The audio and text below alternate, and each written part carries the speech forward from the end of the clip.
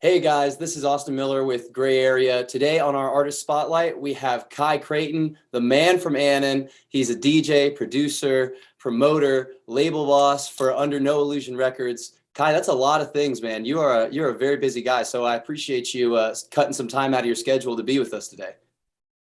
No problem, brother. Anytime. Excellent, man. So I guess, the first question I got to ask you is, how did music make its way into your life from the get-go? I'm not just talking house music, I'm talking just music. How did music make its way into your life? From the get-go was when I started high school in the UK. First, second and third years I would do the local parties. So I would go to, I don't know, say it was in a barn or one of the girls had a birthday. I would go and do the music for that, and it would sometimes just be done 2 tape recorders. Okay. So I just have a tape recorder in here with press play, pause, another tape recorder here. So it wasn't mixing; it was just playing tunes, and so there was no gap, just stopping and playing. Do you know what I mean? So it was just continuously. It wasn't mixing. That's where it kind of got the go for mixing. But it was just 2 tape recorders, and obviously I'm only 13, 14 at the time. So this you're talking mid-80s, late 80s sort of time. Yeah.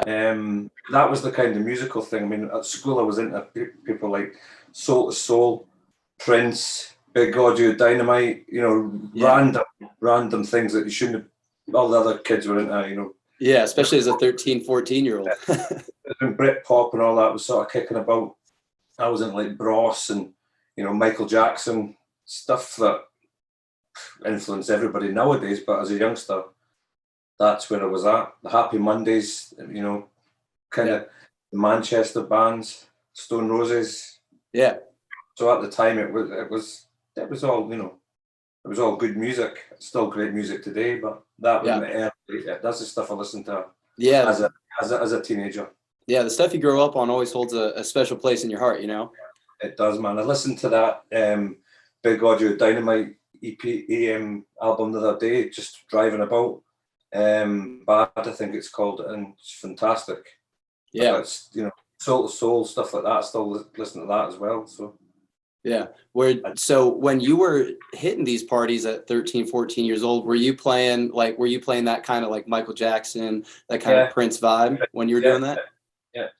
Excellent, man. There was disco tunes as well. Do you know what I mean? The fire and stuff, but it was majority of the stuff that people were like, "What's this? What's this? What's this?" Because I'd been listening to it. I remember buying French Kiss, Lil Louis French Kiss. My parents have got a timeshare in Scotland, and there was a little thrift record shop up there. I'm pretty sure it must be late 80s when it first came out, and I'm pretty sure it was on FFRR, and they had the lips on the front of the sleeve.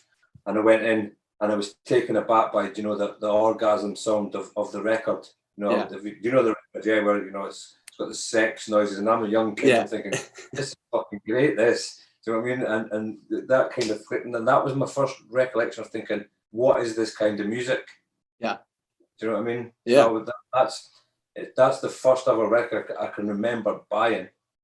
I thought I was buying records prior to that, little 7-inch records and stuff like that. But the first sort of house, sort of bouncing into a different genre was French Kiss. Yeah, that first time that you hear that steady rhythm, that just that rolling bass line, man, it's enough to turn your head for sure. It starts to slow down. Everyone starts to slow down, and they bring in I won't describe it. It's the sex noise, it's the orgasm noise, and you start to hear that as a young kid. You think, this is fucking great. This is different to what anything that's out there. And then I was like, right, gonna have to investigate what is this sort of genre of music. I mean, that I'm going to show my age because I'm 46 years old. So back then, this is when records were still. I mean, there was people like Danny Ramplin and No Control. They were all over Ibiza doing finding the whole lyric sound. But to me, that was where I started my sound off. Mm-hmm. So it was a long time ago. Yeah. At what point did that, did you start making that transition from, just pushing, one tape recorder, another tape recorder. When did you move up to getting your actual turntables going? What happened there was my parents had a house and it was on 3 floors, and on the top floor we had a pool table in there.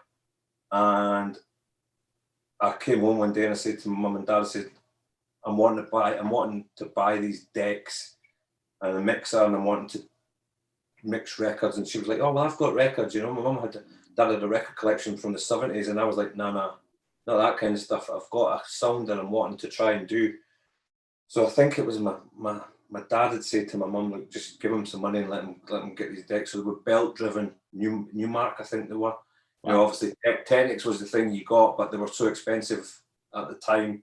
My parents were just like, right, just get him what you can with what we've got in money. So they got me 2 Newmark, I'm sure it was Newmark, belt-driven decks and a mixer and a set of pretty shitty speakers, and away I went. And that was 8 hours a day, every night.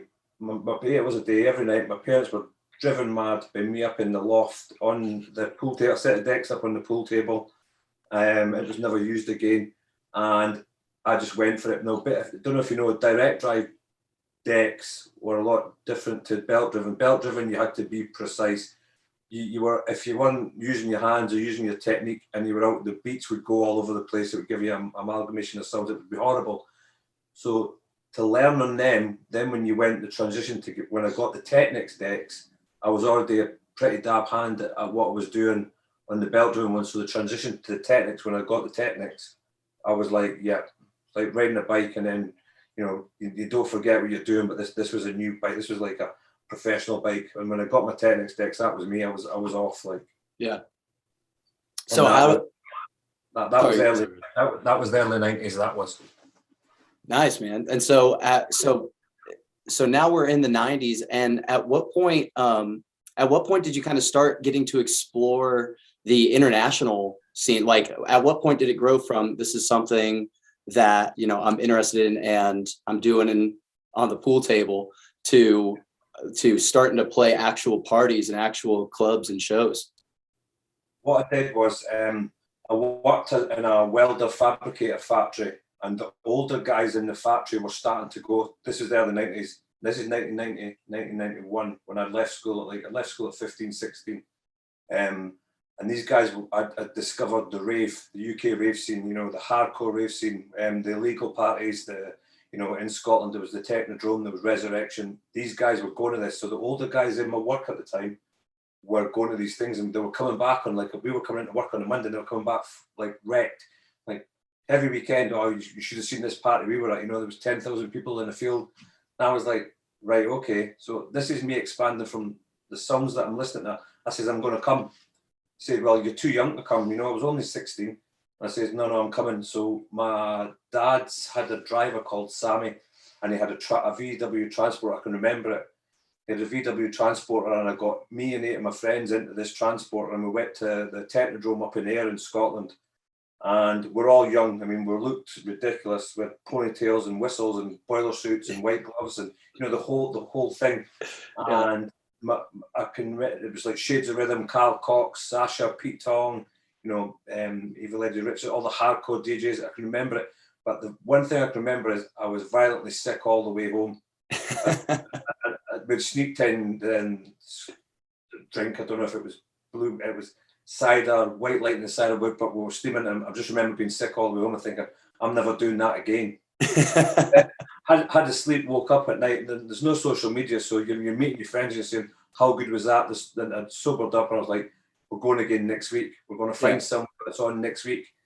And I forgot all about being sick in the morning. I was like, right, we're going to find it. And what we did was we travelled from where I live on the border of Scotland, all around the North England, into Scotland. We travelled near enough every week, finding either clubs or raves to go to. And we were basically working all week, getting our money on the Friday and just spending it on the weekend, getting to either, whether it would be Blackpool, Liverpool, Manchester, we'll go to Bolton, we'll go all these, Wigan Pier was a big one. We went there religiously, probably every week for about 2 years. We just decided that we're going to dedicate our life to the rave. And that's when I got into buying records. I would basically. I wasn't spending my money going to the rave. I was going to Carlisle, to record shops and just spending my wages. I mean, literally coming out, going home, or getting home on the bus or the train because I didn't have any money. I was just spending it on vinyl. I can't, now you hear the vinyl junkies, addiction to vinyl. I had that at an early age. I just was thinking every week, I was thinking, I need to get this money at work to go and buy records. And I amassed a massive collection of vinyl over the years. Like, yeah, it was huge. Yeah.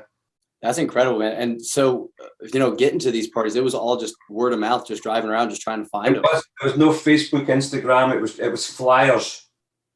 So the organisers would obviously flyer record shops or whatever they could, but big cities, and then you didn't have mobile phones, so you would there would be a number at the bottom where you would phone up for where's the location. Some of the locations were illegal, some of them were in barnyards. Some of the ones we ended up were in service stations, just wherever they could put a sound system. I know it was a lot different down south in London because it was the London orbital scene. It's where it all sort of kicked off. They were doing it, and on a heavy scale. But in Scotland, when it creeped into Scotland, it was really good. But then it got kind of dodgy. The events would be super friendly at the start, but then when you got later in the night, it would kind of get, it would kind of get shady. Yeah. So then that's when we all decided to say, do you know what? We're not going to go to these bigger events. We're going to discover clubs in the North England and in Scotland, and just go to clubs where you can, you're a bit more smaller but a bit more safer. Yeah. So we ended up just touring in the North England for about 3 years, just picking clubs every week. Mix Mag was a good one. Mix Mag would have a club list, and just look at Mix Mag and go, right, we're going to Stoke, or we're going to Liverpool, or Newcastle, or anywhere, Glasgow, Edinburgh, Ayr. We ended up basically touring the country as a group of ravers, just having a good time and getting off on the music. Yeah. Well, I really like that you mentioned kind of that, or that you started talking about getting back over into like the Northern England and back into Scotland, because I was wondering, so you're based in Annan, Scotland, correct? I'm based in Annan, which is a small town right on the border. So basically I can go south 6 miles and I'm in England. Okay, excellent. Wow, that's right around the corner. So 5 minutes, I'm in England. My wife's from Carlisle, from England. And I can go an hour to Glasgow, an hour and a half to Edinburgh, an hour to Newcastle. I'm in Manchester in 2 hours. I'm in Liverpool in 2 hours. Yeah. So I'm in the middle of a circle that I could basically get to all these great cities within 2 hours of itself. Yeah.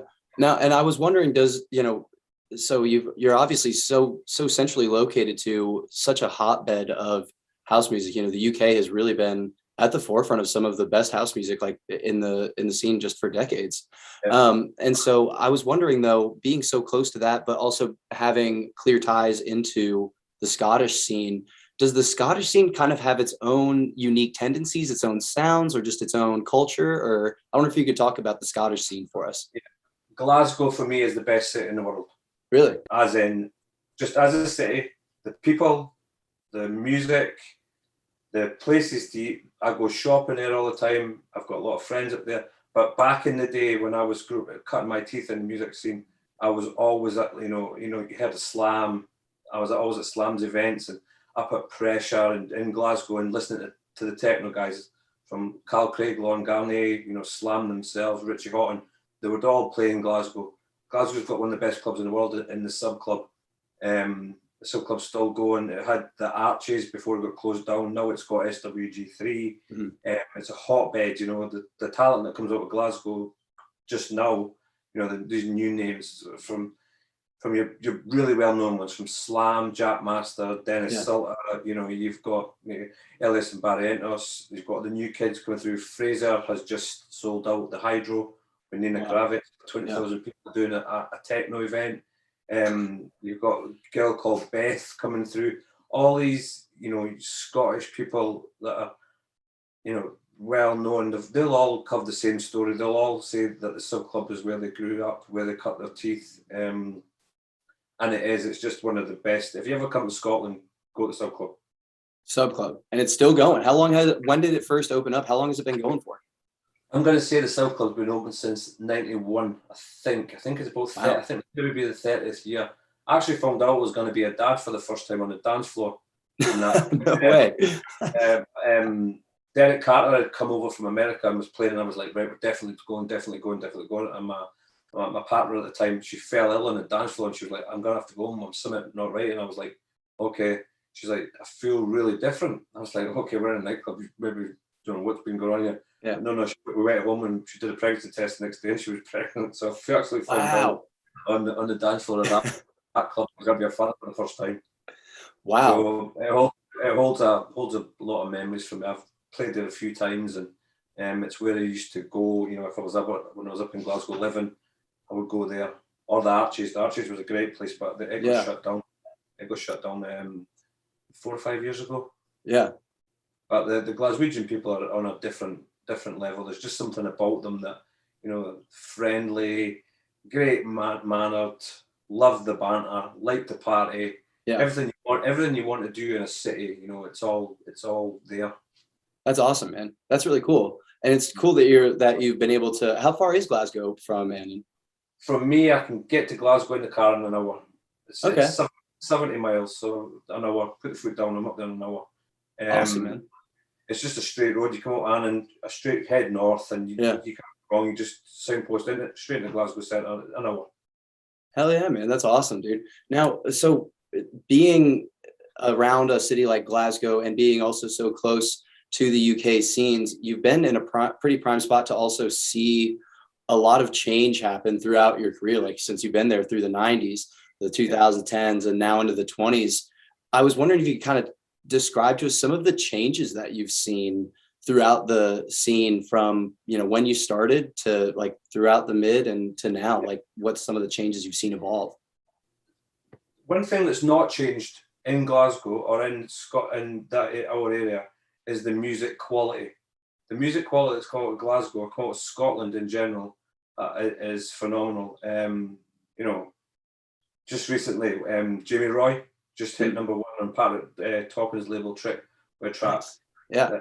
And he's one of my friends as well. I mean, you've got people like Casey Light doing stuff on Tool Room. You know, the quality. There's the new breed. Then you can go right back to the start. It was Slam's Positive Education. Yeah. Look that track up. It's probably a seminal track in UK techno. What did you say it was? Slam Positive Education. Positive Education. All right, I'll have to note that down. It's you know, it was seminal at the time. Just the sound. Slam then went on and did Tea in the Park, did the Slam tent, which was, you know, we'd go to Tea in the Park and there was a mega band on 9 o'clock at night on a Saturday night. We wouldn't give a toss that they were on. We'd be in the Slam tent losing our mind to this great techno every year. Do you know what I mean? It was just the place to be. You just had this thing where, you know, you could have the best band in the world playing at the festival, but us lot were all in the Slam tent. Yeah. And we were ever like, oh, what was Stereophonics like? So don't matter who it was. What were they like on the main stage? I don't know. I was in the middle of the Slam tent, losing my mind to Jeff Mills. Do you know what I mean? Yeah, dude, I've been in that exact situation at a few festivals myself, where the house tent, that's what has your heart for the weekend, and it just keeps pulling you back in, man. Like we were saying, that, you know, that 4 on the floor, that hypnotic rolling bass line, it just sucks you back in. It's so hard to get away from. The Slam tent was unreal, and obviously Tea in the Park got stopped a few years ago. And it's the one thing that I do miss about Scottish festival clubbing is like the trip up to Kinross, or before that it was at Strathclyde Park, and obviously walking in, you can just hear it. You know, you're walking in at 1 o'clock in the afternoon, and the beats are getting slammed out straight away from the off. That's one thing I do miss. That's you're asking for the initial question was the progression. It all stems from the techno nights, pressure in Glasgow, and coming through. I mean, there's other nights in Glasgow. Ricky McGowan does Colours, and there's the lads at SWG3, which is really good now. I actually played there for El Row pre-COVID, so just nice. 2019. I'll send you a link to that. I've got my mix recorded from that. I'll send you the link to that. Please do. So, you know, Glasgow never doesn't stop. There's always people pushing the boundaries. As I said before, Fraser's the new kid that's you know, he's playing this really cool techno, and he's pushing the boundaries up there. You know, there's female DJ Beth coming through, Ellis and Barrientos. It's just a really great city. Yeah, I couldn't speak highly enough. I could talk about Glasgow all day. Dude, you're making me want to get that plane ticket right after we hop off this call, man. Come on. I don't know who you're trying to convince, but I'm already convinced. So I'll take you up there and I'll make sure you see what I mean. Dude, I was about to say I need a proper tour if I get over there, man. Yeah, definitely. Hell yeah. So now throughout like these evolutions, and I'm betting that, I mean, you've already given some really good little, like some great memories. But I'm wondering, is there like one memory or experience throughout your career that really holds a special place in your heart, whether it was something that made you go, yep, like this is what I want to do, this is the direction I want to go, or if it's just a particular memory with a friend or a family? My first actual memory is I'm best mates with Yousef, and Yoss had got a gig playing in Edinburgh, and he just made it in the Ministry of Sound, and he was resident for them, and he said to me, come up to this gig in Edinburgh. And he was doing this, he had just got a breakthrough, and this, I think it must be 97, 6, 7, maybe 98, and I'd been doing these little parties. I'd been living in, no, it was 98, because I'd been living in Tenerife at the time, and been doing these little sort of bar scenes and getting into the DJ and stuff. But he said, come along to this party, and that was the first time I'd seen one of my mates really come excelling and coming through 3 decks, you know, doing the thing. And I thought, do you know what? That's the moment where I thought, I'm gonna give this a proper shot. I'm gonna, you know, try and get a residency somewhere. I'm gonna try and make music sound like the Americans. I mean, I was banging it when I was going to Cream. I was Roger Sanchez, Sneak, Derek Carter, all the American guys. Always in American guys, in the UK guys that were doing it, CJ McIntosh, people like that were doing that sound. I was into the American sound. I knew that's the sound I wanted to try and portray in my DJ set. I wanted to play American house. And Yoss was doing it at the time. Yousef was playing that style at the time, and then it just thought, that's it. I'm going to try. And funnily enough, that night I met the promoter for Mr. Sound, she was called Nicole, and she took my number, and I said to her, look, you know, I can DJ, I can play, but this is the sound I want to do if you ever need me. And the following week, she phoned up and she went, Ministry of Sound are back in Edinburgh, and the DJ is not well or can't make it. Do you want to step in? You said last week you wanted to do it. Do you want to step in? I was like, yeah, mate. For the lead up to that, I was absolutely bricking it. Do you know what I mean? This was the first chance. I mean, I'd done parties and done stuff in Tenerife and that, but to get into these big clubs, and I'm saying it has to be 98, 99 because I'd been in Tenerife at the time, and that was the break. I played a blinder, but I'd practiced that set. You know, now I don't set out sets. I just have playlists and I just go. You know, when I'm playing now, nothing's organised. Just have a look at the crowd. But back then, I mean, I practiced that set. That 2-hour set must have got practiced maybe 25, 30 times leading up to that night. Yeah. And I played really well. I'm my own worst critic. I'll tell you, if I have a night and I play bad, I beat myself up about it. You know, I mean, nobody's perfect. Yeah. Nobody plays well all the time. But that night, for the first ever set, I came away and I thought, you can do this. You know what I mean? It was I think it was 1,000 people. It was at the Potter Row in Edinburgh. There was a lot of people there, and I did really well. But leading up to it, I was absolutely shitting myself. Do you know what I mean? I was like, oh, hold on. What if this goes wrong? What if this happens? But it went well. So that was it. That was it nailed on. Yeah, especially, you know, back because you're swapping out records just rapid fire at that point, aren't you? Yeah. So having to have everything laid out in such a way that you just can pick it right out, get it right on, get the needle down right where it needs to be. Like, damn, I can't imagine the prep that must have taken. Back then I was prepping it. Nowadays, obviously everything's record box or you know, on laptop. I play off a USB stick. So yeah, I have like a playlist of, you know, I call my playlist different things. Yeah.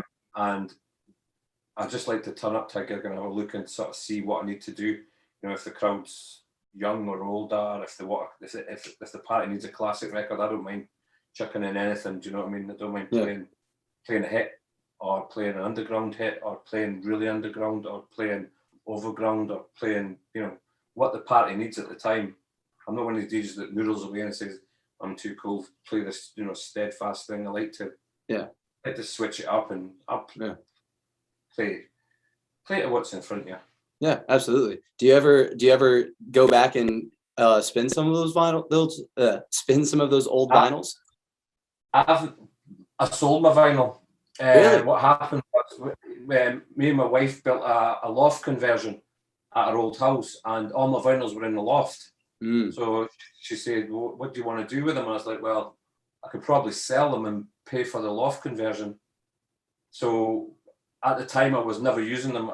This is, you go 2000 and, I'd have to ask her, 2012, 11, 12, something like that. When in the old house, we built this really amazing loft conversion, but I sold 25,000 records. Wow. Oh my God, dude. To a guy who traveled from London, and he had broke his back. This is madness. So he messaged me, because I put him up for sale on the internet, and he messaged me saying, I've had an accident at my work 2 years ago. I fell off a ladder and broke my back, and all I do now is buy record collections and sit and sell them. Do you mind if I come up? And I was like, mate, they're up in a loft. No disrespect to you, but how, with a broken back, are you going to get up to the loft to get me? He says, it's crazy this. I'll bring a guy, I'll stay up where you are for a couple of days, and I'll bring a guy, and he'll shout down the name of every record in your loft to me, and I'll write it down, or I'll just decide, you know, the thing. I said, this doesn't sound right. You know, I thought it was a wind up. I thought one of the lads was having a wind up. He said, I'm being genuinely serious. I'll come up with a van, and that's how I'll do it. I'll book into a hotel. So we were going to work and just leaving him in the house, and his mate was up in the loft shouting down to him, you know, track names and record labels. For 2 days he was here. Wow. So he booked the hotel, and he took the whole lot. Went through 25,000. I don't know if he went through 25,000, but he took 25,000 records. Wow. Good Lord. Wow. I mean, that is a serious collection that man has acquired. Good God. Yeah. That's what he was doing. He couldn't work, so he was just basically, he got a pelt, and he was buying record collections and sitting, and he said he loved doing it. He said he would just sit, you know, list them on you know, eBay or wherever they went to. But I mean, I had some records that were some records were worth a penny, some records were worth £1, some records were worth 100 quid, some records might be worth a lot more. I didn't know. I just accumulated this mass because I was on every promo mail out list back in the day when vinyl was getting sent. I was getting sent maybe 50 envelopes of records, maybe with 10 records in every envelope every week. Wow. Oh my God. I used to write reviews for magazines. Okay. Wow. Cool. I used to do a local newspaper thing. Every week I would review 10 records. So every promo company back in the day was sending me these piles of records, you know, folders of records like that. I used to have my own like hole at the Royal Mail at the post office, where I would just go up every day, and they would say, yeah, Kai, there's this amount of records for you. There's not many a day. And this was every day. The Royal Mail guy would just be like, yep, here you are. Yeah. So instead of them coming to my door, I would go and pick them up, because I thought it's not fair a postman having to deliver all that carry all them every day. So yeah. Now, when you were writing these reviews, what, like, was it all like house and techno music, or like was it different kinds of music? I was massively into American house, or American house. So I was on like the first one that comes to my head was Glenn Braithwaite had a promo company called Rude Awakening. Don't know how I remembered that, but he used to have all the Siesta and Harry Romero, Onions and Josuke, you know, the Tango, the Derek Carter stuff. He used to promo all that on vinyl, and it used to always come through. And so, you know, it would have a Rude Awakening sticker on the front of it. So I would review the American sounding house in the local newspaper and in magazines. Cool. Now, would you say that, you know, all of that focus and all of that time around that kind of that pocket of house music. Would you say that that's been probably a pretty big influence on your sound then? It's been my whole influence on my sound. Yeah. I mean, I used to travel to Cream in Liverpool and watch Roger Sanchez for 5 hours, and never used to move. Yeah. Never used to move, and people were like, "Do you not need the toilet? Did you not need to get a drink?" My friends would come up with, or maybe I would go to the bar, and maybe I would go to the toilet, but I would just stand religiously just watching Roger Sanchez for 5 hours at Cream, 3 or 4 decks. Actually became good friends with Roger and made tracks with Roger 2 or 3 years ago. Had him at the club night that I promote in Carlisle, Uber. I'm in contact with him regularly. He became a really good friend of mine. He's actually got the same birthday as me. No way. We're both born on the 1st of June. Dude, wait. Did you say June 1st? Yeah. Dude, I'm not even shitting you right now. I'm born on June 1st. No way. Yeah. Honest to God. Yeah, June 1st, 1994. It was a Wednesday at 1:31 a.m., man. I was a Sunday in 1975, but there's a few years between us. But yeah, June the 1st. Yeah. Happy birthday when it comes, man. There's a few DJs. So there's Scream's born June the 1st. Frankie Rizzardo's June the 1st. Roger, me. So what this year, me and Frankie were in an Instagram conversation like, we should do a night with us 4 on it. So Roger, me, Frankie, and Scream, and just call it the birthday bash. Just have this big party. But it was during COVID, so we should have actually done it this year, but it got forgotten about. But I maybe refresh their memory and give them a phone to see. God, if you do, I hope you record that stream, because I'll be streaming it right along with y'all. Oh my gosh. Yeah, June the 1st. There's a good coincidence. That's awesome, man. So I guess, you clearly have put in a lot of time as a producer, as a DJ, but that's really only just a portion of the things that you're involved in. You're also one half of the events group, Uber Events, based in Carlisle, right? What made you, like, after 20 years in the industry already, what made you kind of want to switch into the business side and the planning side of music? Right. So what happened there was, there's a guy in Carlisle called Matthew Tyson, and I was going into Matthew Tyson shops and buying my decks, my mixers from Matt's shop. Matt he's got a hugely successful TV and hi-fi business, but on the side chain of that, he had a DJ shop which would sell decks, mixers, speakers, and I was going in there and buying my kit. I became good friends with Matt. Matt decided, and I was speaking today because I had to ask him when it was we started an event called Lucid, and he said 2001. I think it was 2000. I look back and I think we did 2001, and he started Lucid, and he said to me, "Do you want to be my resident at Lucid?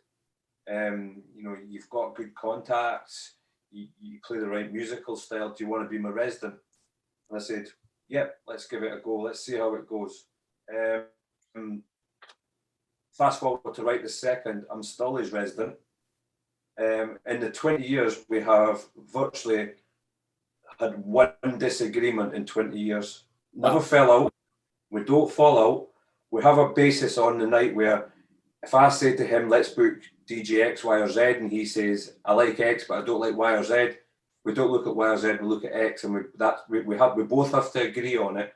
Now, to the table, Matthew is the promoter.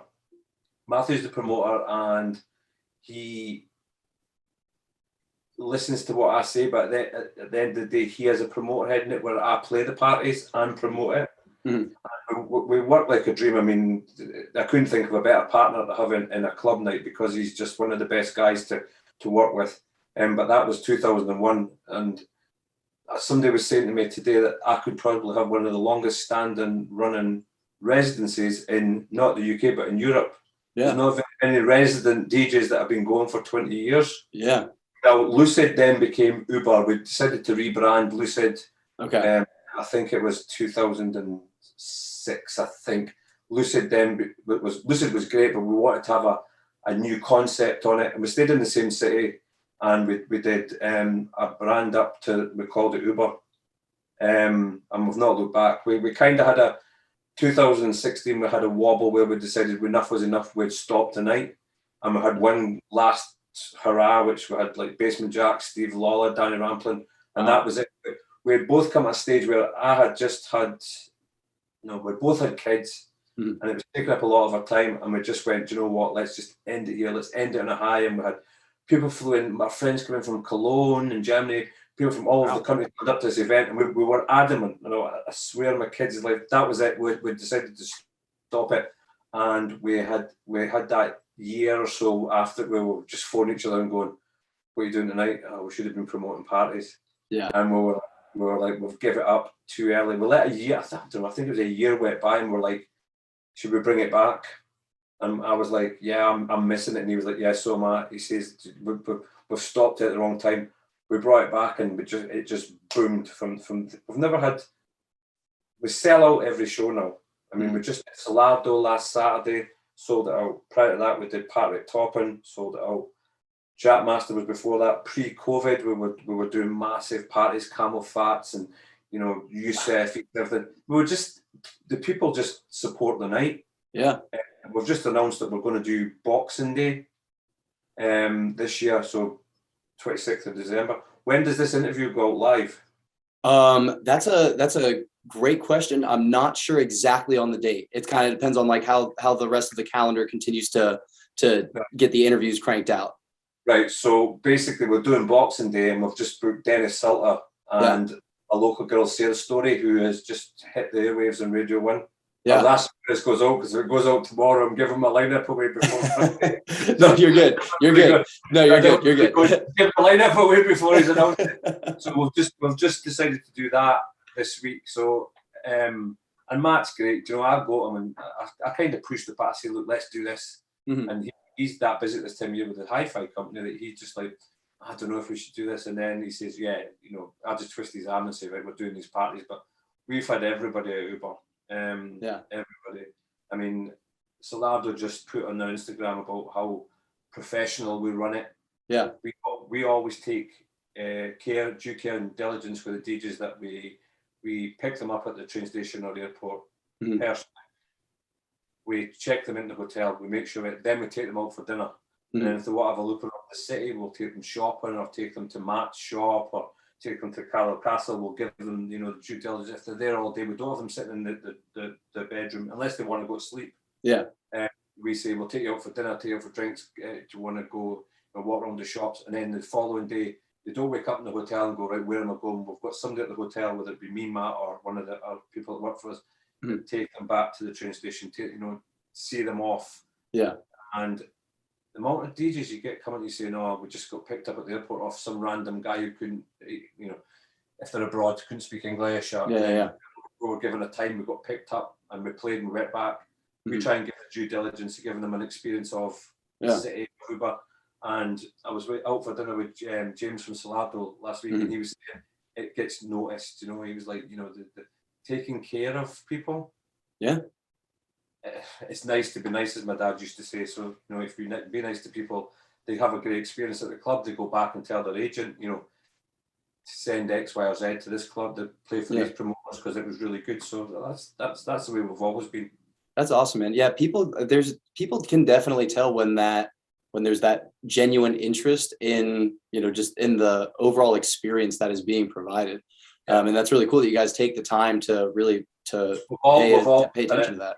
We've always done it, no matter whether we've got a grade A headliner or somebody that's coming through, just breaking the ranks, and we decide to do a night where we're going to bring through some up and coming DJs. We do the same thing with them as we do with there, because it's just the way we work. And these young guys that are coming through, one day they will be up here, and they'll always look back and say, well, I remember when I played the club, let's go back there and play it.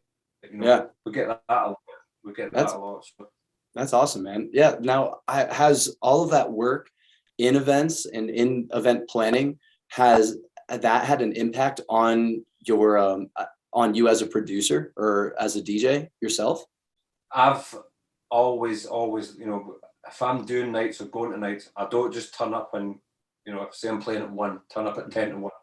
I try and go in and listen to the guy that's playing me for the whole of his set, Mhm. if I can, if it's possible, because you've got to show that you care, and you have to look at what's he playing for that set. Turning up 10 minutes before he goes on. And I know a lot of people. This is not me having a dig at people that turn up 5 minutes before they're playing and play, because a lot of people are flying in from all over, and it's the only way they can do it. Me personally, I like to go in and listen to a DJ, or a day. I mean, I've seen me playing at 9 o'clock at night, and I'm in one of these UK things that start at 2 o'clock in the afternoon. I'll go in at 3, and I'll be there for the duration just to see how it goes. I like it. Yeah. I mean, Yousef does the circus things now, when he does the whole 2 o'clock to 11 o'clock thing, and I love going down to the circus, but getting in there early to hear it all going off. Do you know what I mean? Yeah. That's awesome, man. It does, it does have an influence. I like to listen to all kinds of music. When I'm not listening to demos from a record label, I have, I don't know if you can see this. Can you see that? In my a little iPhone, bit. I can see the album covers. Yeah, in my iPhone, I don't have house music. So when I'm driving, I've got hip hop, I've got R&B fusion, I've got a Christmas playlist, I've got easy listening, and I've got smash hits of the 80s. I've got 80s club classics, because when I like to listen to different. I don't like to listen to house music and demos when I don't have to. Yeah. When I have to, I switch on and have a demo day. I'm banging it. I can listen to 2, 3, 4, 500 demos in a day. Yeah. But when I'm driving around for my car, or when I'm driving around, I have the headphones on. It's always non-house music. Yeah. That's just that. I just think I can tune into that kind of style of music, but then when I want, I can switch it up and listen to it. So I'm not listening to it too much. Absolutely, man. Absolutely. Like, it's good to have that balance. Balance is so important, and being able to, especially being able to just appreciate other genres for the different energies that they provide, and like the different situations they can fit in so well is, I bet that it helps you appreciate what house music provides itself, when you can appreciate what other music provides differently from house music. I mean, I think I don't know if it's my age. I mean, I'm 46. I don't know if it's my age, and I could see somebody just coming through that would just be like, "You listen to what? You listen to that?" I'm like, well, that's the difference between maybe an older fella like myself and a young person. The young people today will probably only listen to, if they're into house music or into techno, it'll be techno, house all the time. But take a step back and I listen to different stuff, and each to their own. People might look at this and say, "What, he listens to easy listening and R&B and soul music?" Yeah, that's what I like to listen to when I'm not having to listen to demos. I mean, I get a lot of demos. Yeah. The record label gets a serious amount of demos. Yeah. And now, and you started that label, Under No Illusion, in 2013, right? I did. I started Under No Illusion. I'd always wanted to do the record label. And I spoke to my wife and I said, look, I know I know I've got a lot on my plate we had just had the 2 girls, and Senna was born in 2013. We're moving house. I said, no, we've got a lot on, but I said, this is something that I want to do, and it's playing on me. It's all I'm thinking about. It's what I want to do. So I can remember the day we were traveling to a safari park, and Emma had said to me, why don't you phone Yousef and ask him for his, he had a record label, his advice on it. How hard is it? What you have to do? How much is it going to cost? What do you need to do? How do you set up? And I phoned Yousef up, and we were talking. I was like, I don't know what I'm going to call it, but I'm under no illusion that it'll be not be easy. And I think my wife looked at me and she went, under no illusion. Because I had said to Yousef, I'm under no illusion that it's going to be a hard, it's not going to be easy. Yeah. And it just stuck in my head there. I thought, you know what, it's quite a cool name, and it has a meaning, and we got all the the graphics done, and we basically do every release. Artist has from the start. I was looking back at it before, from the first one to now, how the artwork's evolved, and it looks through the thing, but every artwork is different. So really? If you later on when this is finished, go on to Beatport and just click on the releases.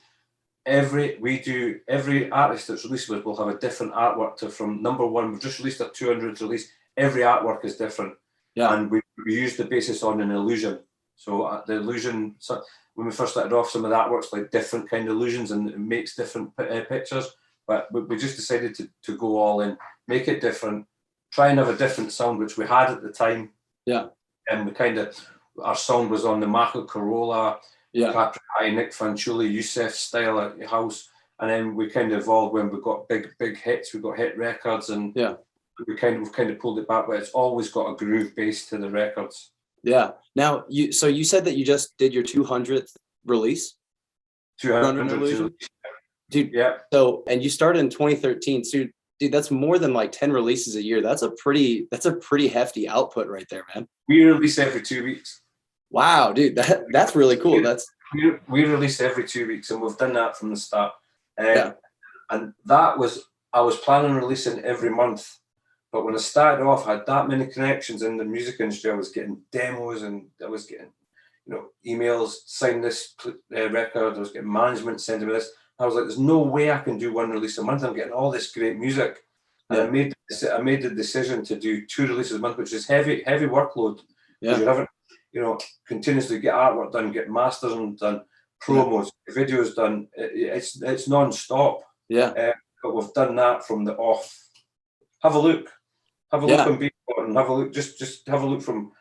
You'll see the artwork thing that I mean, and just have a look through how the artwork's evolved, the music evolves, the releasing artists. Personally, I don't think we've ever released a bad EP. Yeah. Personally. Yeah. And they seem to have went down amazingly well. Some people, you're not going to please everybody. Yeah. But for me, I don't think we've released a bad release in 200. Well, and that's the most important part, man. And like, just knowing the sound of your label and the direction of your label, and staying true to that. Like, as long as you can say that you stayed true to what you believe the direction and sound of the label is, then that's really the most important thing anyway. 100%. The good thing for me was I was getting sent these records, and I'm not a DJ that's out every week. Friday, Saturday. I'm not booked every Friday, Saturday.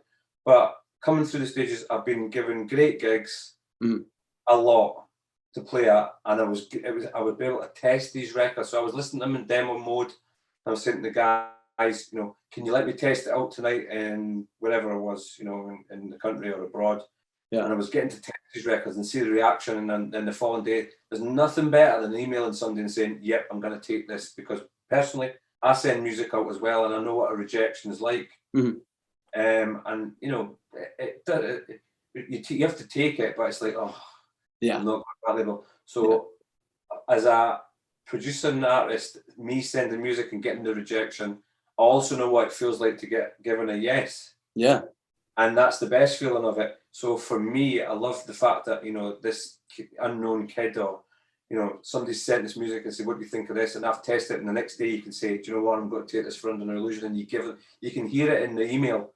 That sounds strange, but they come back with like, oh, this has made my day, my year, this is my dream. I get that a lot. Now there might be talking bullshit, but it might actually be that is the dream, and you're kind of making that dream become reality. I mean, we've given breaks to a lot of artists at the start of their careers that are now touring DJs, and I'm not going to name who they are, but if you ever look at our back catalogue, you'll see them.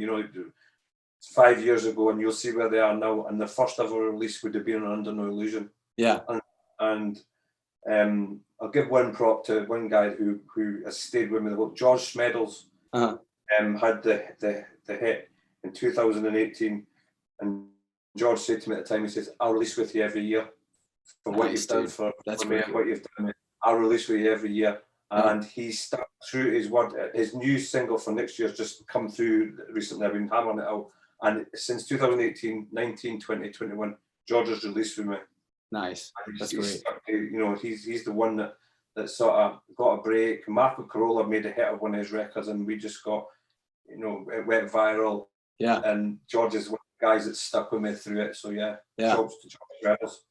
That's awesome, man. And now with all of the things that you're involved in so far, you've also really started to pick up your performances quite a bit, haven't you? I saw a lot of your live streams have really made it to SoundCloud.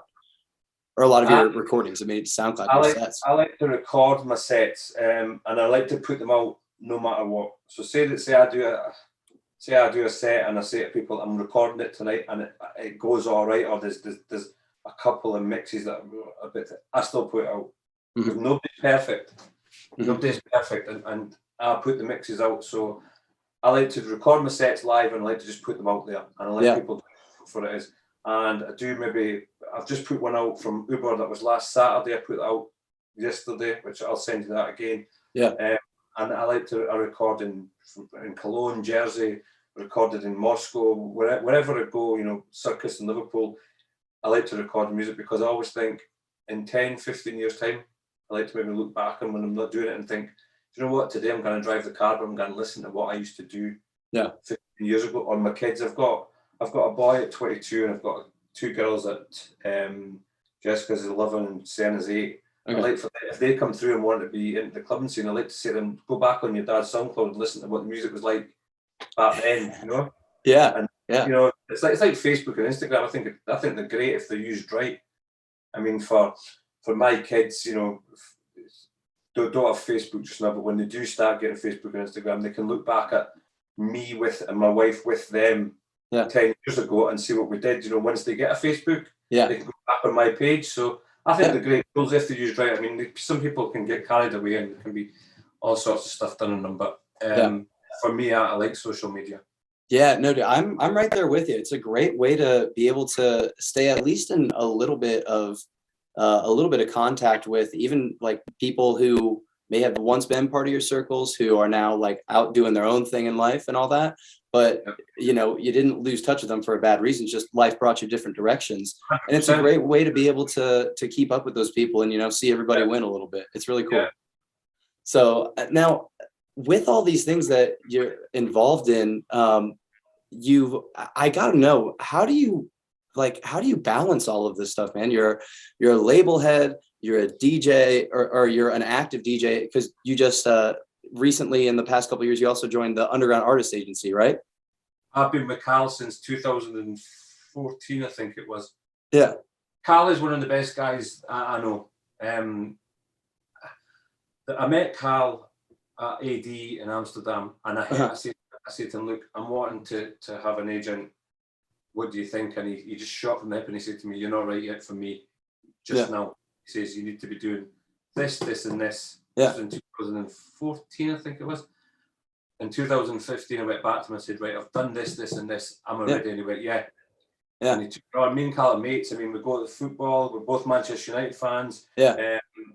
We talk about our kids. You know, it's not just my agent. It's like my friend and all. Talk about music. He does my management as well. So Cal manages me and is my agent. And I've been with him from Cal's been my one and only agent. I've never went to anybody else. I mean, I'm not going to lie that, you know, I get emails saying, "Come, do you want to come with us and see what we can do?" I'm happy where I am. I'm settled with Cal. Yeah, that's awesome, man. And like, what was it like, you know, earlier in your career, not having that backing versus now having that level of backing, that really secure, like tight bond in your back?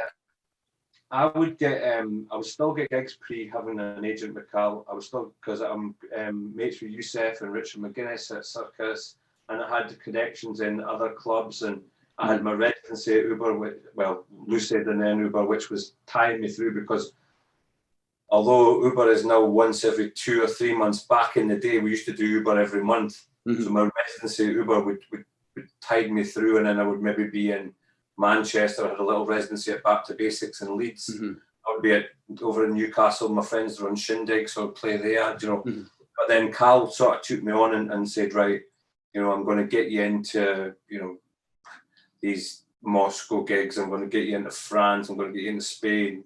I'm going to get you into Ibiza. You know, put you into them things, and it's up to you. One thing that I could never ever do was gig weekend, because I actually have a day job. Okay. On top of all this, I have actually a day job. And I've got 3 kids, and my day job prior to 2018, when my father died, I helped my dad run a coach company, driving minibuses. And so that was a family business that I was involved in that I could sort of do. So some weekends I would be having to work there. So Carl was always an understanding. He said to me, I know you've got the family life and I know you've got the business, the work life.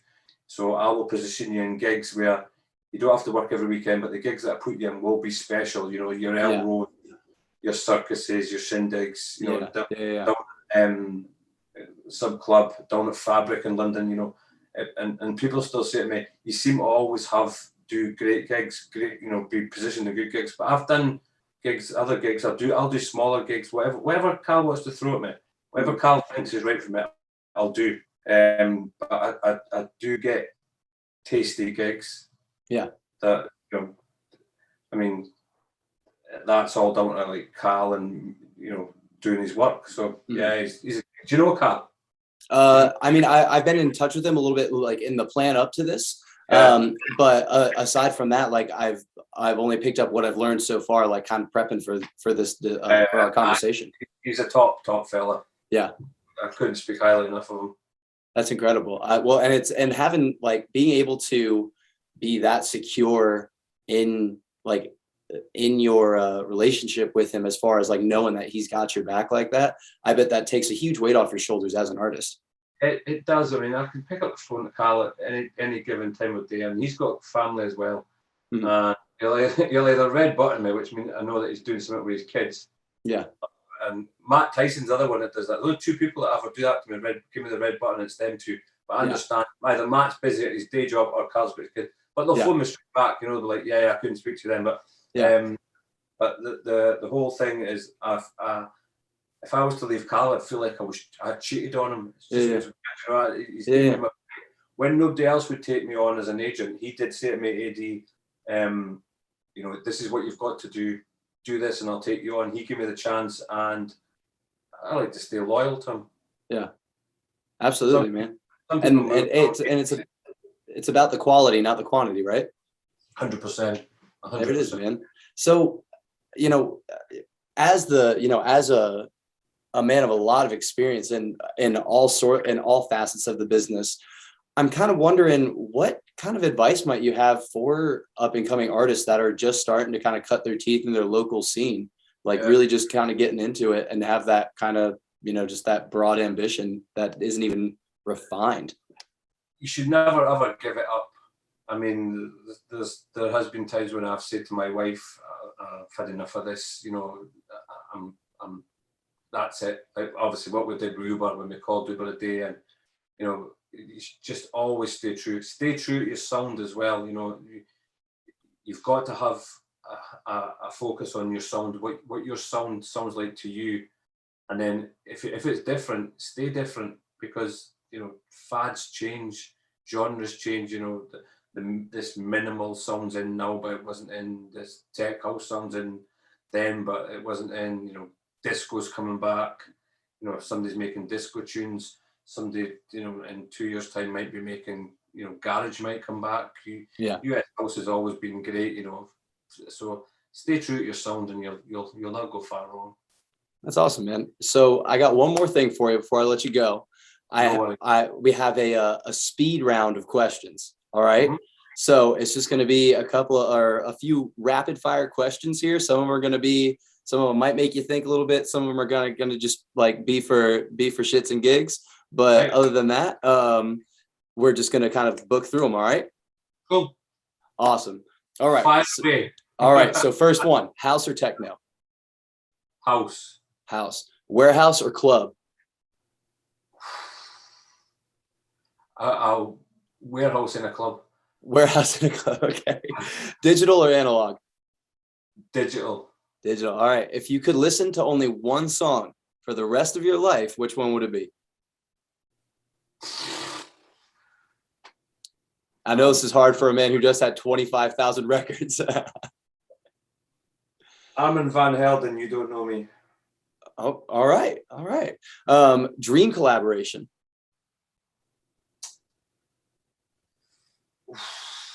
That's a good one.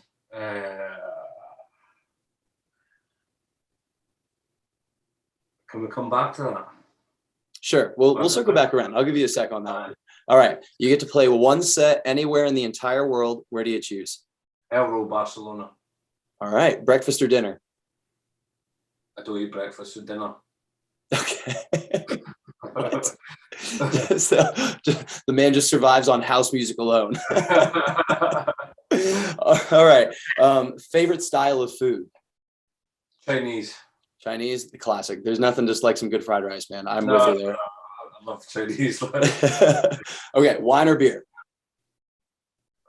I had a bad experience a few weeks ago on wine, so I'm going to say beer. All right. Do you have a favorite scotch?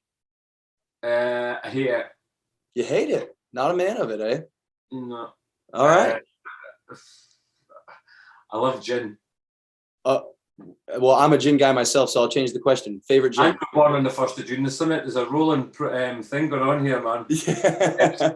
The Scotch thing is, I was 16, New Year's Eve. Yeah. Jack Daniels, I had drunk it.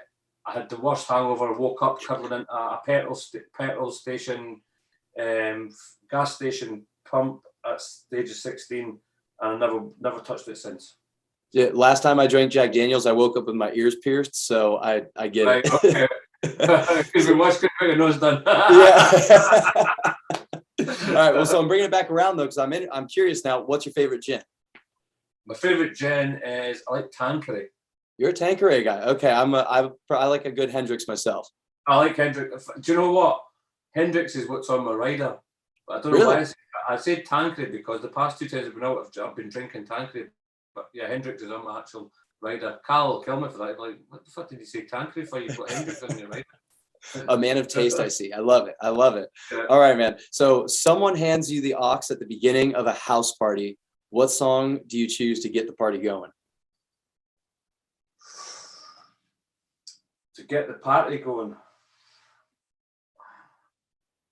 I probably would say, I would say Armin van Helden, You Don't Know Me. That is the track that my son was actually born to that track, so I keep going back to it as in the thing. But Armin van Helden, You Don't Know Me is the one track that gets everybody fucking going everywhere. Hell yeah, man. I'm gonna have to add that into my playlist after this. Dude, you're gonna have to be sending me playlists. Yeah. You're gonna have to be sending me shit to do in Glasgow. You're gonna have to be sending me these tracks, man. I'll come over and I'll take you up to Glasgow. Dude, I'll take you up to Glasgow, yeah. Well, like I said, if I'm a training track athlete, if I get over there for a meet, then I'll hold you up on that. 100%, man. 100%. Love it. All right. So now the other side of that, someone hands you the aux cord at the end of the night and the party's starting to wind down. What song do you put on? Stand By Me.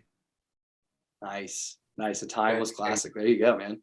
All right. Would you rather face off against one horse-sized duck or 100 duck-sized horses? One horse-sized duck. One horse-sized duck, just one and done. Nice. Yeah. That's a pretty good strategy. You can just commit all of your focus to that one. Because there could be 100 hard ducks. True. Very true. And they're just going to overrun you. There's just too many of them. Can't keep track of 100. On the big fella straight away, and then you could have 100 hard fucking ducks coming at you. You know what I mean? That 5 of them equate to one big one. So yeah. Okay. Here's another ridiculous question. Would you rather have absurdly long fingernails or absurdly long toenails? I wouldn't like either, but if I had to pick one, I'd take the toes because you can hide them under a pair of socks. Yeah, very true. And I think it's probably safe to say that fingernails would probably mess with your mixing too. 100%. Yeah. I'm all about how it would look, you know what I mean? Just let's get them big fucking another pair of shoes and you're laughing. Okay, I just got a couple more questions for you. So what is your guilty pleasure song? Guilty pleasure song. Oh, Jesus, I've got loads. Remember I was saying before, I listen to all sorts of music. Guilty pleasure. I'll give you 1,000, but I can't. I've got a mind block on what it actually is. In fact, 2 seconds.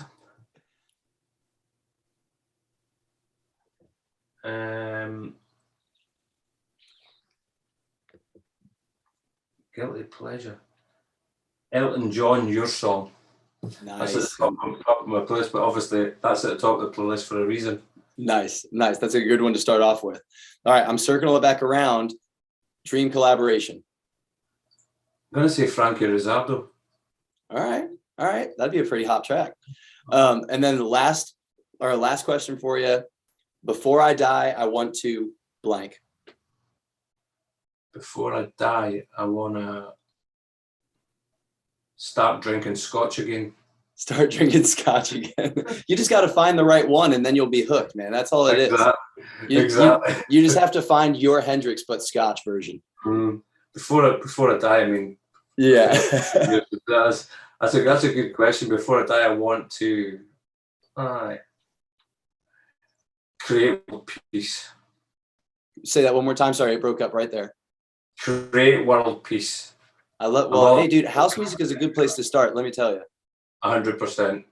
Well, Kai, I can't thank you enough for the conversation, man. I look forward to the recommendations that you're about to be sending me. Sure. They're probably going to be rinsing those on my own aux cord here for the next couple of days. Hit me up on Instagram and stuff like that. Yeah, send me a message. Yeah, absolutely, man. And I'll send you over all the links that I've talked about. And if you're ever in Glasgow, you're ever in the UK, and you want to party, and I've got a gig on, let's do it, dude. Well, no need to twist my arm. Let's go after it, man. Hey, man, you have a fantastic rest of your night. All right. And you, brother. Good to speak to you. Thank you so much. Bye-bye, mate.